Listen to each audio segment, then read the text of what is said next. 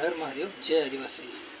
येत्या 23 तारखेला महाराष्ट्रभरातील तमाम आदिवासी कोळी बांधवांचा एक भव्य असा मोर्चा मुंबई येथे आझाद मैदानावरती माननीय दत्ताभाऊ सुरवशी साहेब यांच्या नेतृत्वात काढण्यात आला आहे. या मोर्चाचं आयोजन माननीय दत्ताभाऊ सुरवशी साहेब यांनी पहिलं मोर्चा आणि त्यानंतर अन्न त्याग आमरण उपोषण असं स्वरूप या मोर्चाचं ठेवण्यात आलं आहे. या मोर्चासाठी महाराष्ट्रभरातून अनेक युवा वर्ग तसेच जमात बांधव, ढोल, टोकरे, मल्हार, महादेव, कोळी बांधव मोठ्या संख्येने या मोर्चासाठी उत्स्फूर्त असा प्रतिसाद देत आहे.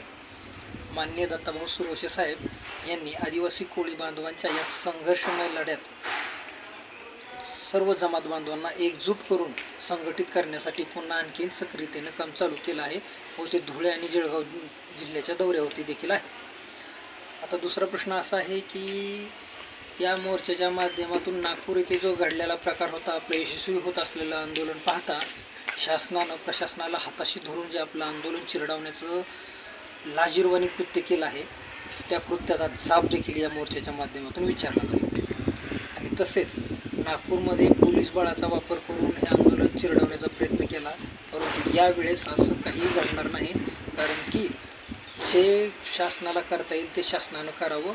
आम्ही या आंदोलनातून कुठल्याही परिस्थितीत माघार घेणार नसल्याचं माननीय दत्ताभाऊ सुरवशी साहेबांनी स्पष्ट केलं आहे. त्यामुळे या आंदोलनाला गरज आहे ती तुम्हा सर्व जमात बांधवांच्या सहकार्याची, जास्तीत जास्त संख्येने तिथं जमा होण्याची आणि संख्याबळ दाखवून या शासनाला जाब विचारून आपल्या जात व जात प्रमाणपत्राचा प्रश्न मार्गी लावण्याची.